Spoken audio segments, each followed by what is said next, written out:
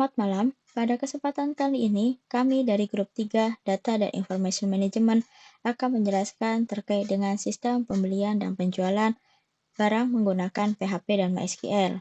Pada sistem yang telah kami buat, nantinya akan menjelaskan beberapa menu, yaitu master data, transaksi, dan juga dashboard. Untuk selanjutnya, kami akan menjelaskan terlebih dahulu database yang harus dibuat. Pada kesempatan kali ini, database yang kami buat itu sudah bernama DIMG3, di mana dalam database tersebut memiliki beberapa tabel. Di antaranya adalah tabel barang, tabel hak akses, tabel pelanggan, tabel pembelian, tabel pengguna, tabel penjualan, dan yang terakhir adalah tabel supplier. Setelah database berhasil dikompil atau berhasil dibuat, maka selanjutnya Bapak atau Ibu dapat melakukan proses koneksi, di mana kelas koneksi sudah kami definisikan terlebih dahulu.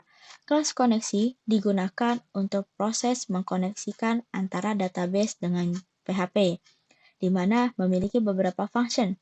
Yang pertama adalah function construct, yang kedua adalah function hubungkan, yang ketiga adalah function tampilkan data, yang keempat adalah function tambah data, yang kelima adalah function ubah data, yang keenam adalah function hapus data, yang ketujuh adalah function buat ID baru.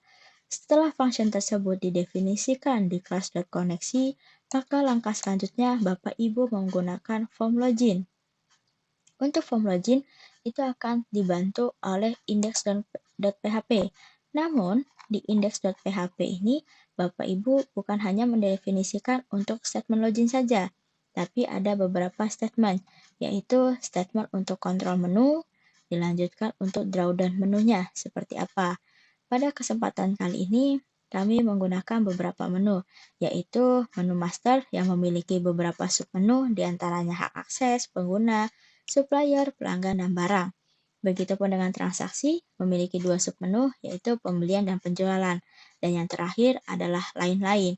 Pada menu ini memiliki submenu, yaitu paket penjualan, dashboard penjualan, dan fungsi untuk logout. Baik, untuk selanjutnya kami akan menampilkan function atas indeks yang telah dibuat sebelumnya. Setelah Bapak Ibu selesai membuat function untuk index.php, Bapak Ibu dapat membuka localhost-nya masing-masing. Pada localhost yang sudah berhasil di-generate, maka otomatis menampilkan form login untuk ke sistem. Pada sistem yang kami buat, terdapat menu untuk login, yaitu Bapak Ibu akan diminta untuk menginputkan username terlebih dahulu dan kemudian diinputkan untuk menu password.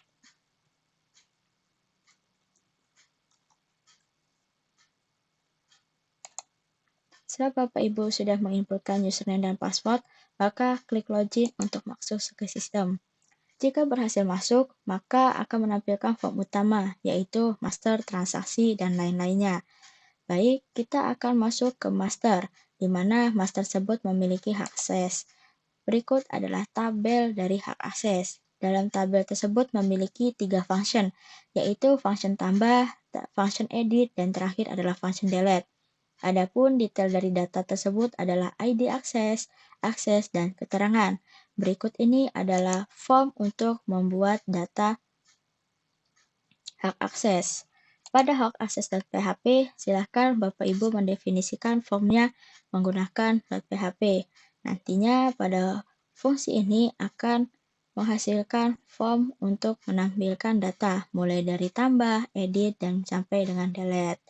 Setelah itu, kita beralih ke submenu yang kedua, yaitu submenu pengguna. Pada tabel pengguna akan mendefinisikan menu untuk pengguna, siapa saja nantinya pengguna untuk sistem tersebut, yang dimana memiliki relasi terhadap tipe akses. Pada tabel pengguna ini, Bapak Ibu memiliki 3 fungsi, yaitu tambah, edit, dan delete. Dilanjutkan dengan form untuk pengguna .php. Di sini silahkan Bapak atau Ibu dapat melihat sekilas bagaimana mekanisme atau pembuatan untuk form pengguna .php. Setelah berhasil membuat data pengguna, dilanjutkan ke submenu yang ketiga, yaitu submenu tabel supplier. Tabel supplier akan menampung seluruh supplier sebagai master, yang nantinya akan digunakan pada transaksi pembelian. Tabel supplier ini memiliki 3 fungsi juga, diantaranya tambah, edit, dan delete. Di tabel supplier memiliki beberapa kolom, yaitu ID supplier, nama supplier, alamat supplier, dan nomor HP dari supplier. Berikut ini adalah form untuk menampilkan supplier. Berikut adalah sekilas untuk coding penggunaan form supplier. Setelah itu, kita akan masuk submenu yang keempat adalah pelanggan. Pada tabel pelanggan akan menjelaskan atau mendefinisikan nama-nama pelanggan yang sudah terdaftar sebelumnya. Di tabel pelanggan ini, Bapak atau Ibu juga memiliki 3 fungsi, yaitu tambah, edit, dan juga delete. Dan berikut adalah form untuk pelanggan.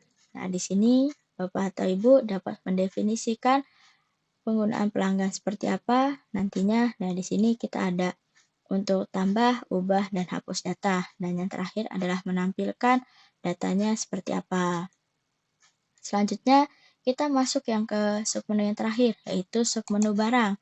Submenu barang ini menjelaskan atau mendefinisikan master-master barang yang akan kita gunakan nantinya pada transaksi pembelian dan penjualan.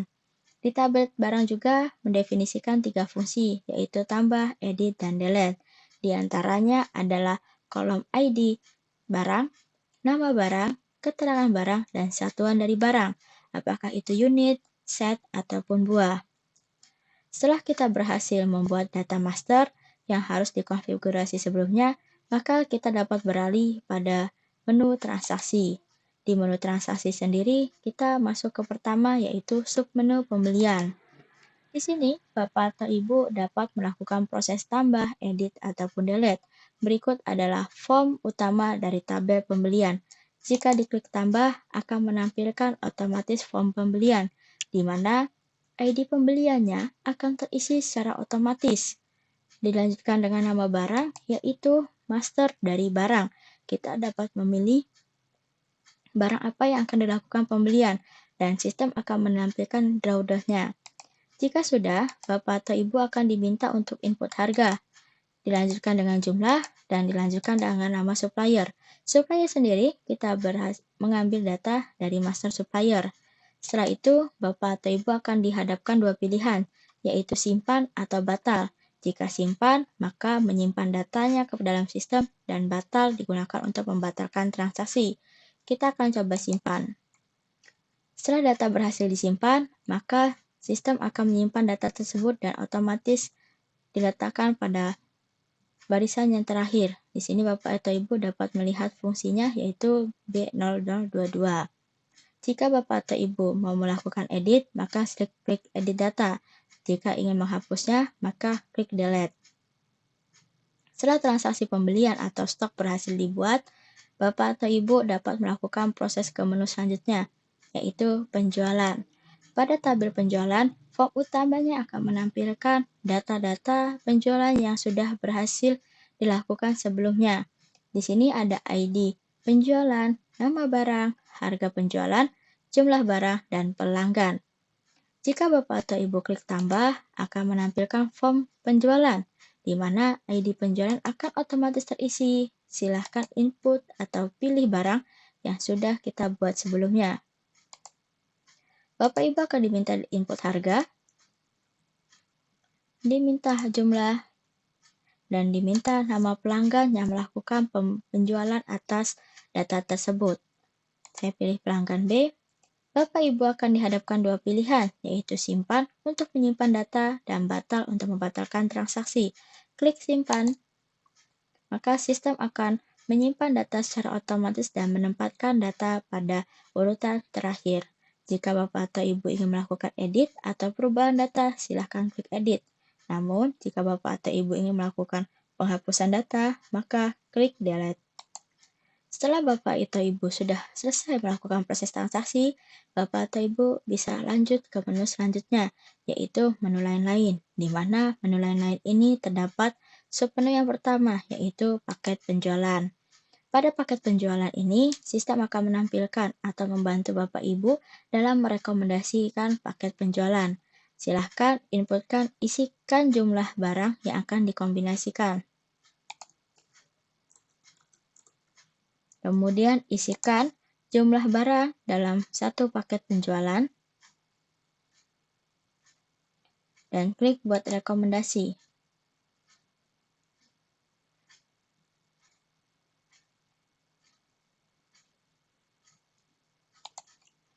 Baik, Bapak atau Ibu bisa menginputkan jumlah barang yang akan dikombinasikan. Itu satu, kemudian jumlah barang yang akan mau dikombinasikan dalam satu paket penjualan. Jika sudah, maka klik button buat rekomendasi. Nah, rekomendasi akan tampil, di mana rekomendasi kombinasi paket penjualan isi satu barang yaitu Alive Farm Race dengan harga jual yaitu Rp2.750.000 dengan harga total paket penjualan menjadi Rp2.750.000. Jika sudah, klik tutup. Masuk ke menu selanjutnya yaitu submenu dashboard penjualan. Bapak atau Ibu dapat melakukan monitoring atas transaksi barang yang sudah dilakukan, baik itu pembelian ataupun penjualan. Pada submenu ini akan menampilkan ID dari barang tersebut, kemudian jumlah barang yang dibeli, jumlah yang terjual, dan keuntungan dari penjualan. Namun, tidak lupa juga ada sisa stok yang akan menghasilkan berapa stok terakhir yang dimiliki oleh Bapak atau Ibu. Berikut adalah semua menu yang sudah kami buat sebelumnya oleh grup 3. Selanjutnya, menu yang terakhir adalah logout. Jika Bapak atau Ibu ingin melakukan pengeluaran sistem, maka silakan klik logout untuk keluar dari sistem.